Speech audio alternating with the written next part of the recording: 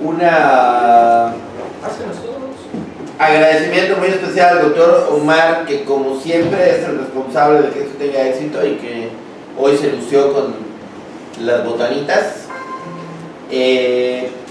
Doctor Caramba, muchísimas gracias al doctor Ulises por darse el tiempo, compartir con nosotros. Es un gusto. Que en lo particular me parece un tema muy interesante. Así que damos inicio a nuestra sesión clínica de hoy. Bueno, pues de antemano muchas gracias por los presentes aquí. De antemano también estoy muy agradecido por darme la oportunidad, el doctor Omar, de poder compartir un poco de este tema que, aunque es corta la presentación, pero es amplia en cuestión de dudas que a veces la mayoría de los médicos tienen, el por qué prácticamente un problema como es la caries, que para nosotros puede ser algo normal o algo que pasa a segundo término, pues influye mucho en una de las enfermedades más complicadas, más complejas, por así decirlo, que es lo que es la endocardititis infecciosa, o lo que es también conocida como la pericarditis bacteriana, asociada directamente a lo que es el ámbito dental, por así decirlo.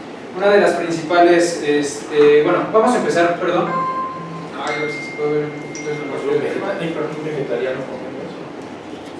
Se podrá ver un poco arriba para que lo puedan. Es que quedó un poquito así. Bueno, el objetivo principal prácticamente de lo que es el tema es fundamental los conocimientos de caries y endocarditis infecciosa para orientar una conducta al médico odontológico dentro de la atención primaria, ¿sí? Principalmente cuando el paciente acude con nosotros en esta cuestión por revisión. Normalmente nosotros como dentista valoramos al paciente respecto al tipo de caries que llega a tener, ¿sí? A veces para el paciente le es extraño el tener un padecimiento de la noche a la mañana y que también de la misma forma desaparece. Sí, cosa que a la mayoría creo que nos ha pasado, ¿no? De que de repente nos dicen, pero es que traigo un dolor de muela insoportable y al otro día... Es un dolor que a mí en lo personal a nadie le gusta. me pasó la última vez hace 11 años y hace como un mes.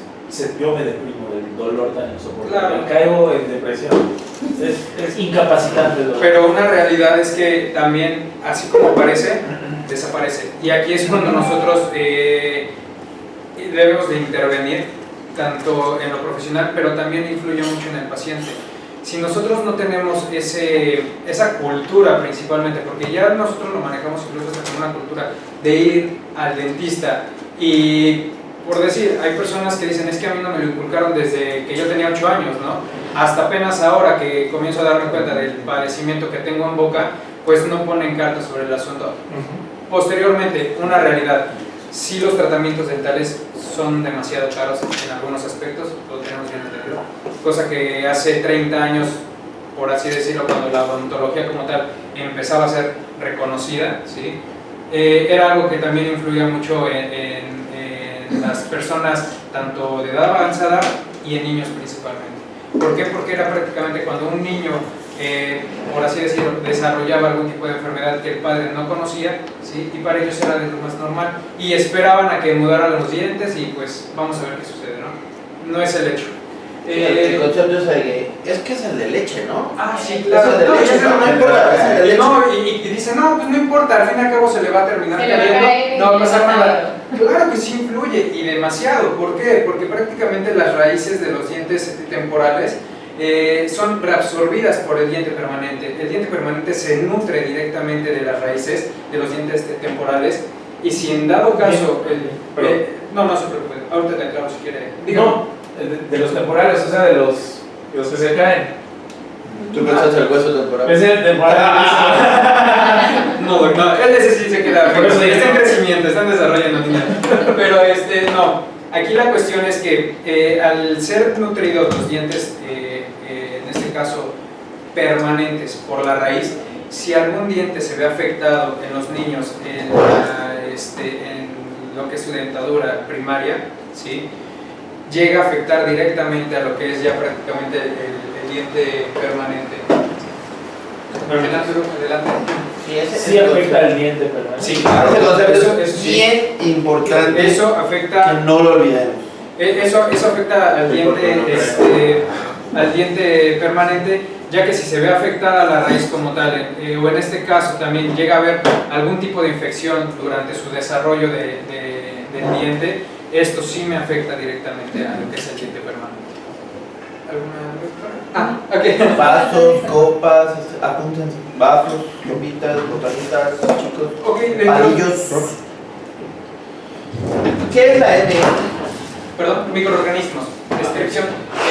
Es prácticamente el dominio, bueno, se divide en tres fases, lo que es el dominio cognoscitivo, que es la descripción del microorganismo presente en la caries dental, ¿sí? Y otro tipo de patologías orales, de la forma de su propagación en sistémica, y su efecto cardíaco. Esto prácticamente me habla acerca del tipo de microorganismo que va a estar entrando, ¿sí?, por medio de la cavidad oral directamente al padecimiento que puede llegar a afectar directamente al corazón, ¿sí? Ahorita voy a hablar también acerca de los tipos de microorganismos.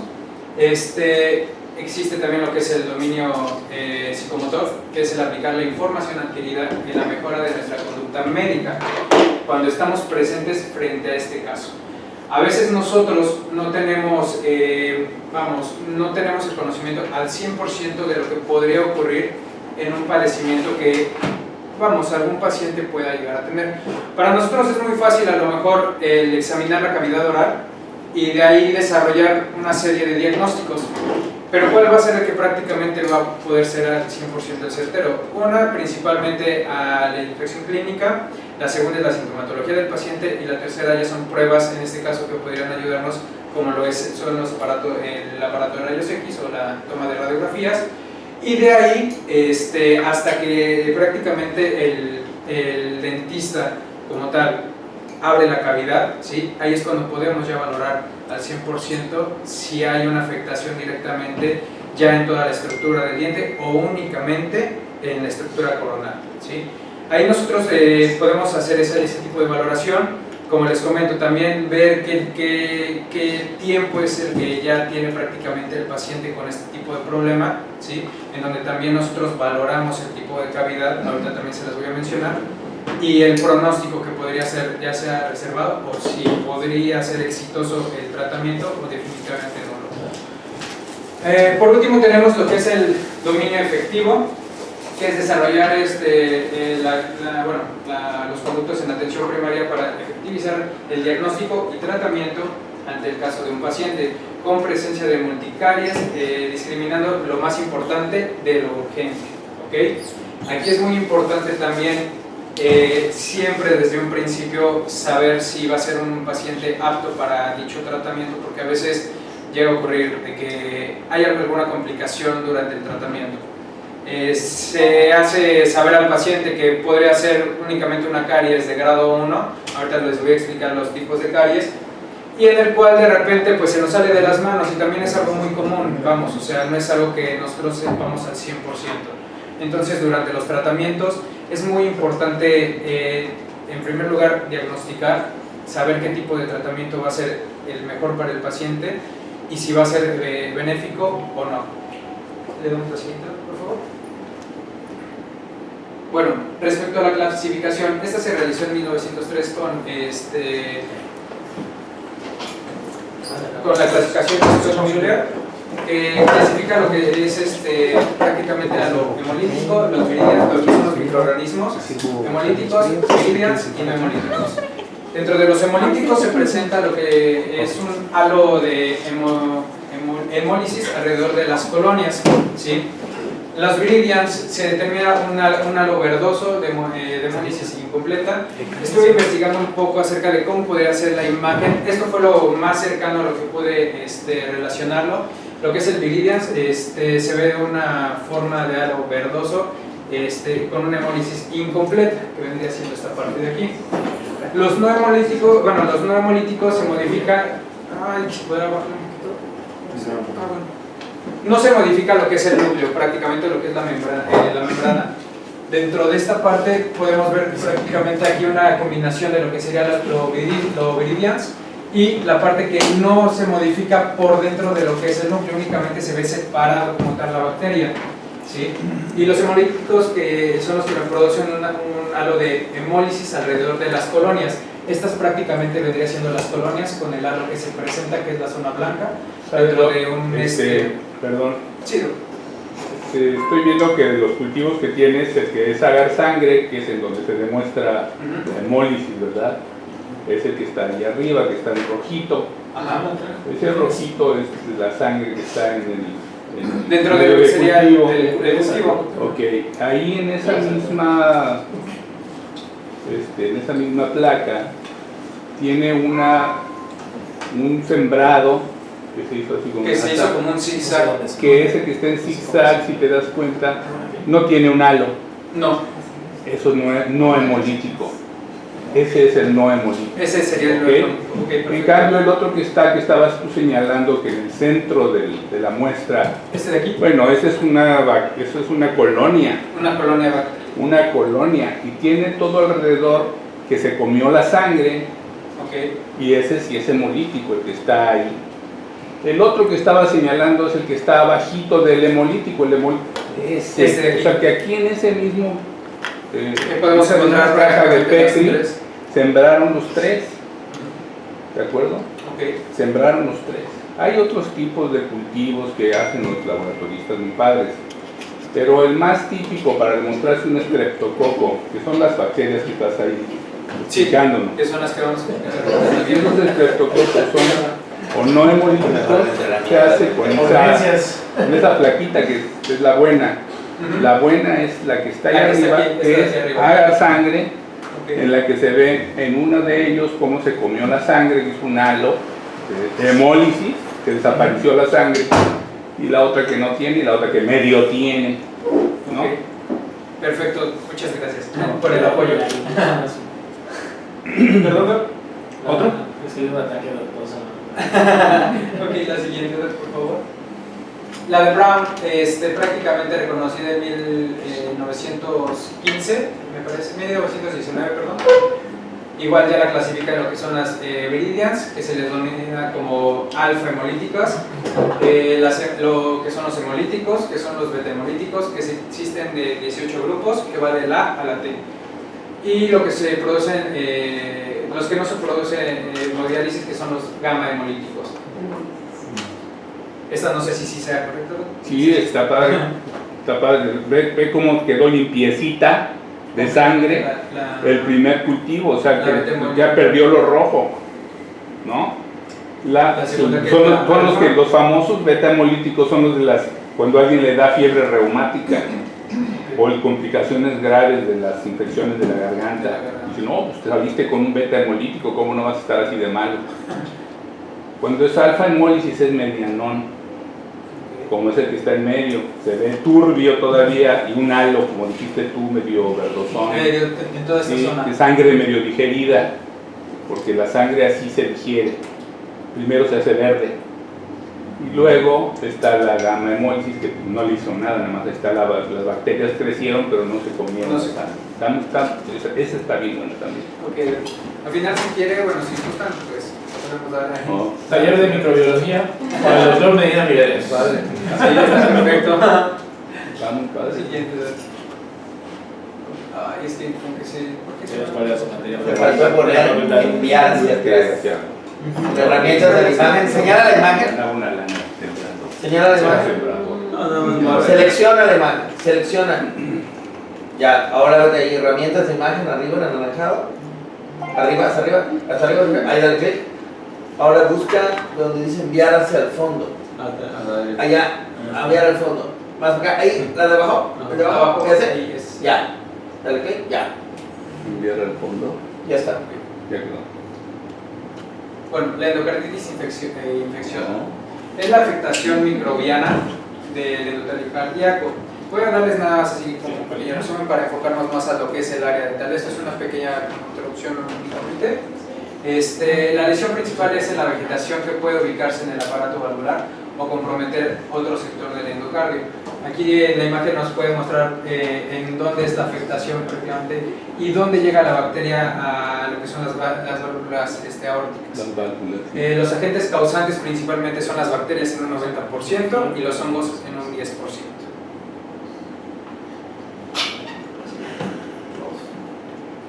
Bueno, las bacterias que predominan son los Streptococcus, o en este caso en un 53%, también conocidas como las Viridans. Los Staphylococcus con un 27.4%, los Enterococcus con un 13% y los Bacillus gram negativos con un 5.9%. Las afectaciones más frecuentes que llegan a ocurrir son la insuficiencia cardíaca en un 39%, las embolias periféricas de un 24.7%, las pulmonares un 22% y por último el sistema nervioso central, que prácticamente sería un absceso agudo en un 14.3%. La bacteremia, bueno, respecto a lo que les comentaba, la caries dental es respecto a los tipos de caries los manejamos nosotros como grado 1, grado 2, grado 3. Donde en la primera imagen nos muestra cómo la muela como tal se ve afectada por una caries en mi primera estructura dental, que en este caso vendría siendo lo que es el esmalte, ¿sí? Mi caries grado 2 es cuando ya me abarca o ya prácticamente la caries se comió a lo que fue el esmalte y llega a lo que es mi dentina, pero aún no hay una comunicación directamente con mi nervio. Esto se presenta ya en lo que es la caries grado 3, donde ya está afectada principalmente por una cavidad de mayor amplitud en mi diente y que ya me está abarcando lo que son las tres estructuras, que vendría siendo mi esmalte, dentina y pulpa o cámara pulpar, ¿sí? ¿Por qué es tan fácil que una caries se propague tan rápido en un cierto tiempo? La dentina como tal presenta túbulos dentinarios. ¿Qué quiere decir esto? Por dentro mi diente presenta pequeños, digámoslo así, popotitos, ¿sí? Así se los explico yo a las personas, para que me puedan entender un poco. Sí. Presentan estos túbulos dentinarios, por lo cual las bacterias viajan a través de la dentina. Una vez que comienzan a viajar y se penetran directamente al nervio, es muy difícil el poderle dar un tratamiento exitoso al diente. En este caso, por decir, en los niños existe un tratamiento llamado pulpotomía o pulpectomía. ¿Cuál es la diferencia? La pulpotomía es cuando únicamente quitamos lo que es el techo pulpar, ¿sí? Se limpia perfectamente la zona y de ahí se coloca una medicación para que pueda durar lo más que se pueda en el diente temprano. ¿Por qué? Porque como les explicaba desde un principio, el diente o la raíz del diente temporal es muy importante mantenerlo en boca hasta que mude prácticamente el niño a la edad en la cual se va a desarrollar ya lo que es el diente permanente y va a salir. ¿Okay? La caries dental, como les comento, la caries tipo 2, cuando ya tengo una afectación en lo que es dentina dentina y esmalte. Y por último, en esta imagen ya me muestra lo que son la exposición de la caries, pero ya contactando directamente con mi nervio, ¿sí? Aquí ya se desarrolló un proceso infeccioso apical, ¿sí? El cual es el que nosotros ya tenemos que hacer una valoración. Ahora, estos tipos de abscesos pueden ser controlados, ¿sí? Si no tienen un desarrollo como tal ya de meses o incluso hasta de años. La diferencia que puede haber entre lo que es un absceso apicalmente es que puede ser, en una radiografía se puede observar como una imagen radiolúcida, donde se puede llegar a notar una ligera manchita, y eso normalmente no lo manejamos como si fuera un absceso. Ya cuando se maneja como tal un absceso, cuando ya la lesión está completamente delimitada, ¿sí? Y en este caso ver también qué tiempo es el que ya prácticamente ha tenido el paciente con este padecimiento. Posteriormente viene lo que es el problema más común, y eso creo que a todos nos ha sucedido, lo que es la gingivitis. La gingivitis como tal es un padecimiento de una inflamación causada por bacterias dentro de la cavidad oral. Esto es a veces por la mala higiene que llegan a tener los pacientes, ¿sí? O incluso el padecimiento bucal que llegan a presentar. ¿A qué me refiero con esto? Los movimientos que llegan a presentar los pacientes en cuestión de sus dientes, a veces los podemos encontrar de una forma que presentan quiroversiones, lo cual hace zonas retentivas para el paciente y que le es difícil el poder realizar una buena higiene en sus dientes. Esto va a ser un acúmulo de placa dentobacteriana, lo cual me produce este problema de gingivitis. Ahora, existen tres tipos de gingivitis, en la cual es de un tipo leve, moderada y severa. Ahorita les voy a mostrar una imagen en la cual prácticamente podemos distinguir, así como también los posibles tratamientos que podrían realizarse siendo benéficos para el paciente. Posteriormente tenemos la periodontitis, que esto ya es una afectación en segundo grado a consecuencia de una gingivitis obviamente no tratada. El problema que hay periodontal es cuando ya hay una disminución de hueso causada por las bacterias y de igual forma una disminución en la encía. Esto me lleva a que las raíces de mis dientes se ven expuestas principalmente, ¿sí? Y llega a haber hasta cierto punto un grado de movilidad en mi diente. A veces los pacientes, al tener ya bastante sarro acumulado en sus dientes, me sirve incluso hasta como si fuera una tipo ferulización, porque ha llegado a pasar de que de repente estamos limpiando sarrito, ¿sí?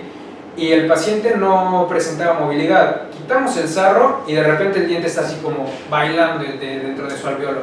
Y esto es de lo más normal. ¿Por qué? Porque ya hubo una disminución de hueso y lo único que me mantenía mi diente adentro del alveolo era el sarro. Entonces, a veces uno debe llegar a un criterio donde si es bueno quitar el sarro o no quitarlo. ¿Y esto en qué me influye? Si el paciente puede realizar algún tipo de tratamiento donde pueda mantener a sus dientes posteriormente. Dígame, doctor. ¿Y no se podría mejor sustituir el sarro por algún tipo de...?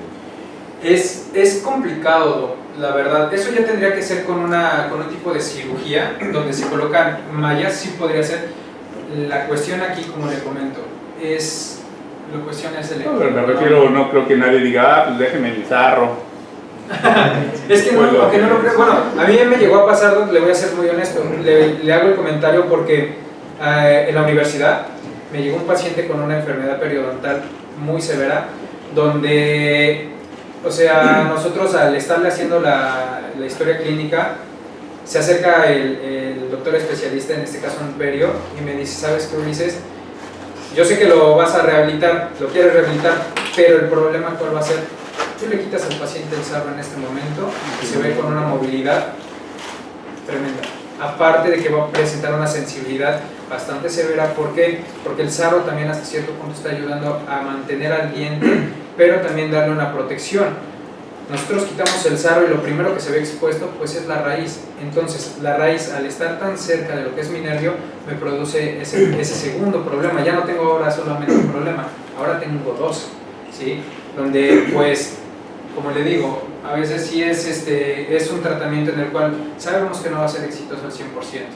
Y lo que tenemos que hacer es, en ese momento tomar una decisión. Para nosotros a veces es difícil. ¿Por qué? Porque sabemos que el paciente no se va a ir a gusto.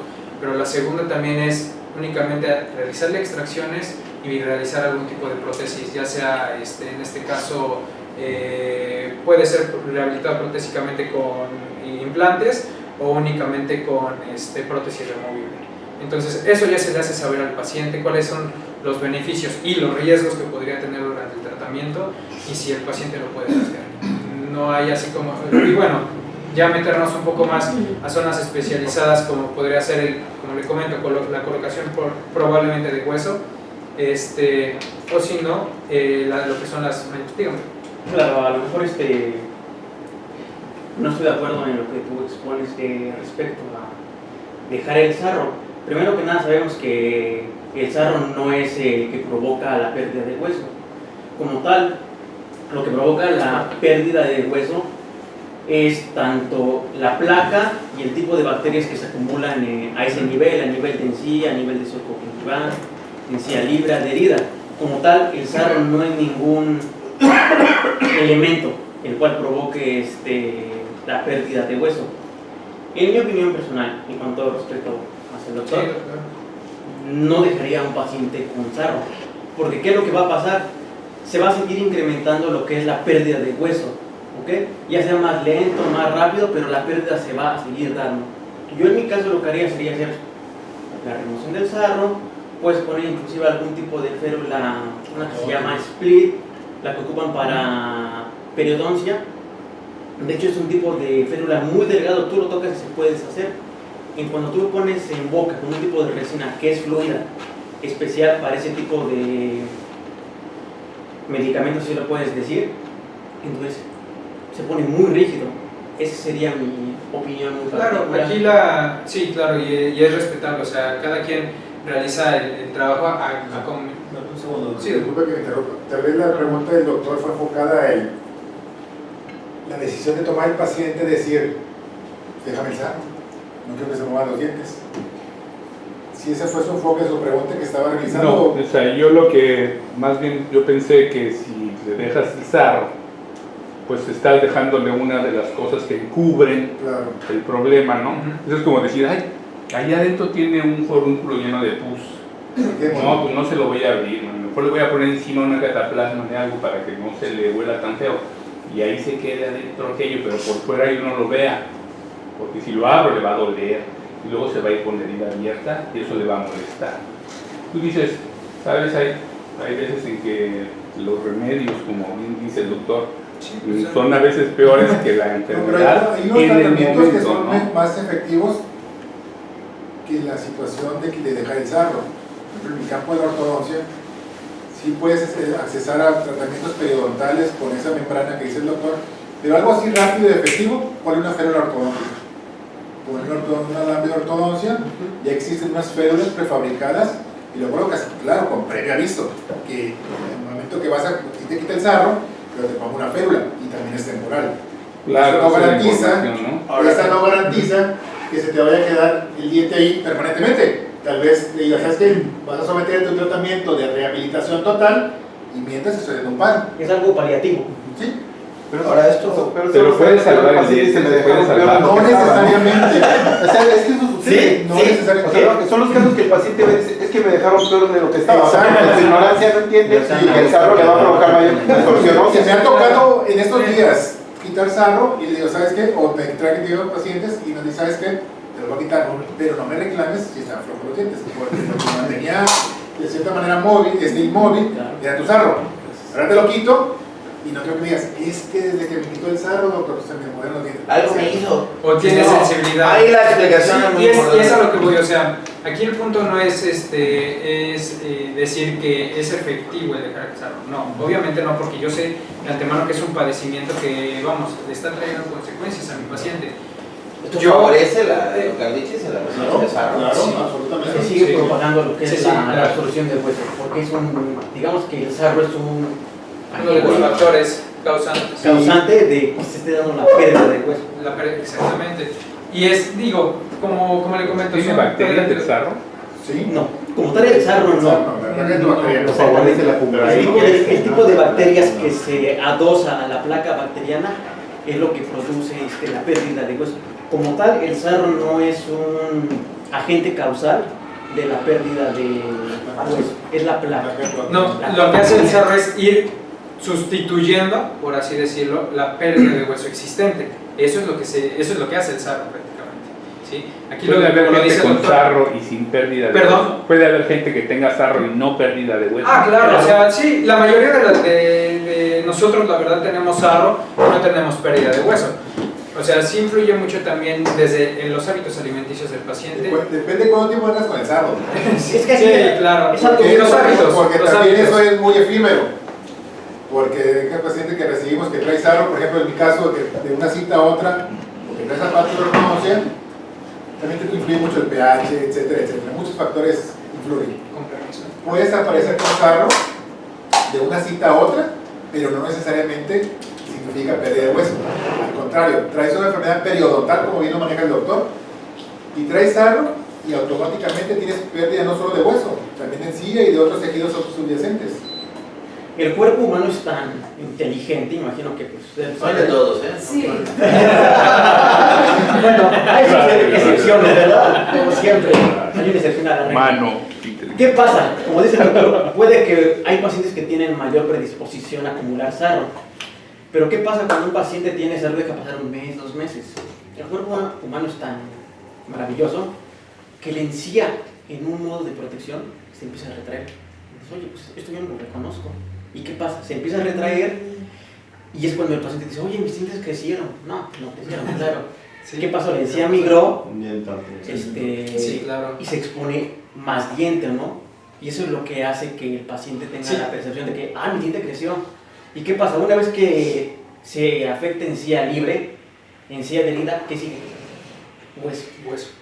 O sea que para que la enfermedad periodontal o esta afectación llegue al hueso es porque ya perdiste encía libre y encía adherida. Y empieza a haber una pérdida de huesos de nivel. Ahorita en la siguiente imagen, Doc, vamos a mostrar cómo se presenta este tipo de padecimientos también. Doctor, una interrupción. ¿Ya podemos Dígame. empezar el examen? Porque vamos a empezar con los doctores, ¿verdad? ¿Para ver quién tiene pérdida de hueso y sal? ¿Tú me dices qué momento? Perfecto, Doc. Muy bien. Después sigue lo que es el absceso periapical, que es el que ya les platicaba, es consecuente a lo que tendría ya una comunicación directamente con el nervio, ¿sí? Y esto pues ya se ve afectado a nivel radicular, ¿ok? Esto también se puede observar por medio de una radiografía. Para nosotros es también muy importante el uso de la toma de radiografías, porque nos ayuda también a poder diagnosticar y saber con qué es lo que estamos tratando.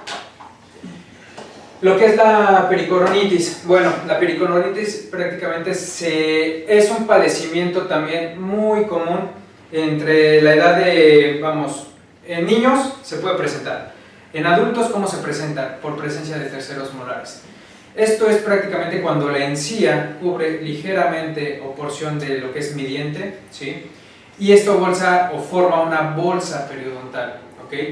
Esto es por el acúmulo de las bacterias que se llegan a presentar, y no es precisamente porque el paciente no tenga la higiene, no, sino que es por el acúmulo de la comida a veces que se llega a quedar en boca.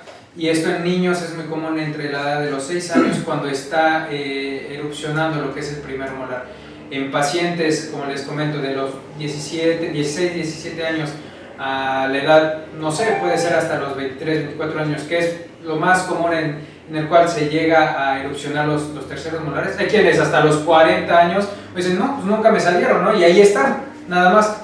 Pero la pericoronitis se caracteriza por eso, por la inflamación de la encía. A veces también piensan los pacientes que el que esté erupcionando o ya erupcionó el tercer molar y esté molestando tanto, dice, es que me está saliendo la muela de juicio. No es tanto la muela de juicio, es la encía prácticamente que se está abriendo, y pues ahí es donde influye el dolor también en parte. Entonces la pericoronitis es caracterizada así por enfermedad periodontal, pero principalmente por una afectación donde la encía cubre parcialmente a lo que es mi muela, ¿ok? No, algo para agregar. Dime. La razón por la cual se llama pericoronitis es porque todo diente que va a erupcionar la cavidad oral está recubierto por una membrana, la cual es llamada pericordio. De ahí viene la palabra de pericoronitis. ¿Qué pasa? Cuando este diente erupciona es como si fuese una navaja que va cortando. Primero atraviesa el hueso, pero cuando llega encía y este pericordio es muy grueso, o la encía es muy gruesa, aquí influyen varios factores. Ya es el tipo de dieta. Si tiene una dieta muy fibrosa, son pacientes que van a tener una encía muy dura. ¿Y qué pasa? Pues este tipo de encía es más duro. No es lo mismo que atravieses, un ejemplo, con un palillo un jamón a que intentes atravesar una galleta, ¿no? Sí se puede, pero cuesta más. Y cuando sea este proceso de inflamación es por eso que se llama pericoronitis. ¿Ok?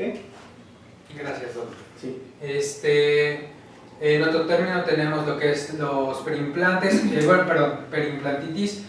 Prácticamente yo en lo personal es un padecimiento que apenas no tenía mucho que escuché de él. A lo mejor el doctor me puede apoyar un poquito respecto a este tema, más o menos qué es lo que se produce. Cuando hay una colocación de implantes dentales, que es lo más nuevo hoy en odontología, el tejido periodontal se siente invadido de cierta manera por el mismo procedimiento, y hay una inflamación del periodonto a través del implante dental. Por eso el término es perimplantitis, porque hay una inflamación del periodonto causado por un implante dental. Como una reacción a cuerpo extraño. Como una reacción a cuerpo extraño. Aquí es cuando ¿Y esa se autolimita o continúa y hay incluso resorción ósea, como en una Hay periodontitis? dos, exacto. Ahí bien lo dices, bien lo manejas. Puede ser de una manera que no pueda ser controlada, y otra que sí puede ser controlada. Pero tienes que evaluar el caso en cuestión. Porque también puede ser de una manera que... Hay muchos factores que influyen en que sea no controlada. Porque tú tienes todo el procedimiento, el quirúrgico, todo, pero si hay algo que no está bien esterilizado o algo, porque se introduce al cuerpo, y entonces ahí tienes problemas. Porque a veces hay gente que de cierta manera le pone toallitas sanitizantes para... Se te cayó una fresa para introducir, y la limpias con una sanita o con una toallita sanitizante y crees que con eso ya se eliminaron las bacterias, y antes no. Por no tener una técnica séptica adecuada. Exacto. Oye, pero por ejemplo, ya te desarrolló periimplantitis, o sea, la mayoría que pasa, ¿se autolimita o evoluciona hacia una periodontitis? No, se autolimita. Se autolimita, sí, ¿no? se autolimita. Sí. Sí, porque La mayoría de las situaciones se controlan. Cuando no, lo más fácil es retiras el implante, dejas pasar un tiempo y vuelves a colocar el implante. No te la quiebras tanto. muchas gracias. No, muchas gracias, doctor. Tantito en la otra imagen, rapidísimo, nada más para poder una antes. Bueno, en esta es donde le comentaba, Doc, la gingivitis, el tipo de gingivitis, que puede ser leve, moderada y severa, ¿sí? Aquí es prácticamente tenemos una imagen donde aquí ya hay una pequeña disminución, como lo comentaba el doctor, de la disminución de la encía, ¿sí? Ya expuesto también ligeramente parte o porción de la raíz de mi diente. En esta zona también podemos observar cómo ya es una encía ya de forma severa, donde ya el padecimiento ya pasó de ser no solamente cuestión de mi encía, sino que ya está afectado también el ligamento periodontal, ¿sí? En esta ya, como tal, un paciente que normalmente nos llega así, cuando estamos realizando poco a poco, esto lleva también fases, ¿sí? Donde aquí existen dos tipos de procedimientos que se pueden utilizar dentro de la periodontitis, que nosotros le llamamos lo que es la fase 1 y fase 2. La fase 1 se caracteriza por realizar únicamente el removimiento de todo lo que es el sarro, o realizar un curetaje cerrado, donde únicamente quitamos todo lo que es el sarro por la parte de lo que es la zona interproximal de mis dientes y hasta donde está afectando directamente a nivel radicular de mi diente. Ya si en dado caso el paciente sigue con un problema, en este caso de enfermedad periodontal, ya se realiza una fase 2 donde ya es un procedimiento ya de forma quirúrgica, donde se anestesia al paciente, se desprende la encía y se hace un raspado por debajo de la encía para poder eliminar al 100% todo lo que es el sarro. ¿Okay? Ya en esta zona de espalda, bueno, aquí es donde ya está prácticamente... ¿Perdón? Es correcto. Los curetajes, así es, un curetaje abierto o cerrado, es lo mismo que una fase 1 o la fase 2. Oye, perdón, y por ejemplo cuando en estos casos que ya se ve pérdida de tejido de la encía, ya está el hueso ahí pegado con los dientes, no hay aquí como en otras partes injertos. Hay algo que se llama regeneración tisular guiada. Se colocan membranas Y ahí se va... y se va recuperando poco a poco. El injerto de hueso también se puede. No, Se pero puede. decía Decía sí. que le pases un poco de mucosa. Del paladar, porque generalmente se toma del paladar. Del paladar. Del paladar De se ahí toma le- el Y sí pega. y se adhiere. Y se adhiere, exactamente. Y hay que ver también el grado de No, hay que ver también el grado de reabsorción que tienes. Porque a veces también ocupamos injerto óseo, de calota, de cadera, de costilla, lo que sea. Y lo pones y luego le pones también un injerto de encía. Incluso ahorita creo yo, a lo mejor ha escuchado de él, ahorita ya hay nuevos tratamientos donde el colocar el hueso a través del mismo diente del paciente, incluso lo que hacen es realizar extracciones de los terceros molares. No recuerdo cuál es el nombre del aparato que se utiliza como tal, pero es como si fuera una licuadora literal para triturar lo que es el diente como tal. Se forma el polvo y se coloca en hueso. Y es una forma nueva, novedosa, que también la odontología está manejando. Porque sí, a veces el utilizar el hueso como tal, el gramo, o sea, sí sale un poco caro, o sea, dependiendo también de cuántos gramos son los que se van a utilizar. Entonces, aquí ya hay nuevos mecanismos, nuevos tratamientos que ayudan mucho a la regeneración ósea. Injerto autólogo. Cuando digas gramos, diles Es un injerto autólogo. Ah, sí, gramos de Buena hueso, sí, para- sí, sí. Por eso me fácil que se nos guardaba la cosa. Estamos hablando de Además, billetes del ratón de los dientes. ese es el- Bueno, para Ricardo. cubrir ya casi Sí. un poquito. Tratamientos dentro de lo principal, enfocado al primero, cepillado dental. Es muy importante el tener una buena técnica de cepillado. Existen varias técnicas de cepillado. La más común que nosotros podemos mencionar al paciente es cuando hay enfermedad periodontal o problemas en la encía, es realizar un pequeño masaje directamente a la encía y hacer el barrido en la forma de la dirección contraria a la guía de mis dientes. Vamos, si estoy en la parte inferior, voy a hacer el movimiento hacia arriba en una sola intención. Cosa que la verdad la mayoría realizamos, y es hacernos el cepillado, la técnica de violín que nosotros le llamamos, donde pasamos el cepillo y vámonos. O sea, ya sentimos que hicimos nuestra buena higiene y nos perjuran que el paciente se lava 5 veces al día, y tú cuando lo ves clínicamente dices, no te sirve de nada tu cepillado. Entonces, muy importante la técnica de cepillado. Ojalá los doctores nos hicieran tanto caso como ustedes, porque de 100 dentistas que le dicen que tus dientes están mal y no sirven, 100 pacientes les van a hacer caso. En cambio, un diabético de 100 que le dices, no te hace caso, más de la mitad. O sea, de verdad, ojalá fuera así. Lo que pasa es que ninguna comadre te dice, tú te tienes que cepillar acá. Ahí, exacto, ahí sí cabe mencionar dos cosas. La primera, cuando dices, bien dices que los médicos no nos hacen caso, porque no tenemos a veces esa parte importante. Nos sentimos muy abandonados del gremio odontológico, que los médicos no nos apoyen en ese sentido, porque hemos tenido procedimientos quirúrgicos de los cuales no nos mandan ni siquiera hacerse un profilaxis dental ante un tratamiento quirúrgico de cualquier índole, hablando médicamente, ¿no? Entonces nos sentimos abandonados y no apoyados en ese sentido. Cuando les dices tú, tengo un paciente diabético, lo primero que debe hacer un doctora, con todo respeto a todos los educadores en diabetes, es ir con el dentista. Primera fase, ir con el dentista.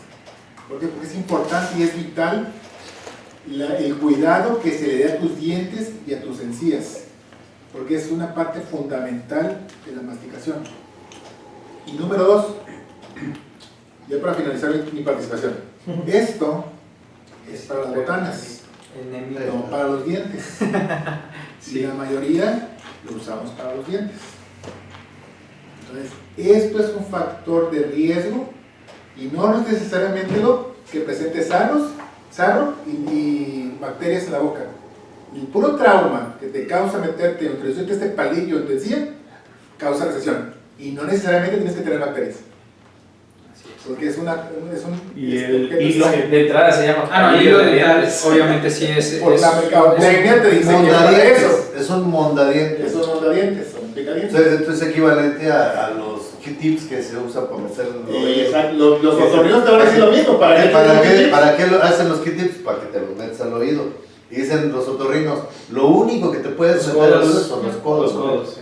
Entonces, Usted sigue. Sí, y algo, por ejemplo, que mencionas es importante en este tipo de pacientes, porque vaya, lo hemos platicado muchas veces, como que la enfermedad periodontal está bien reconocida como un factor de riesgo cardiovascular. Totalmente. Ese estado proinflamatorio incrementa la génesis de infartos, ¿no?, en pacientes con más factores de riesgo.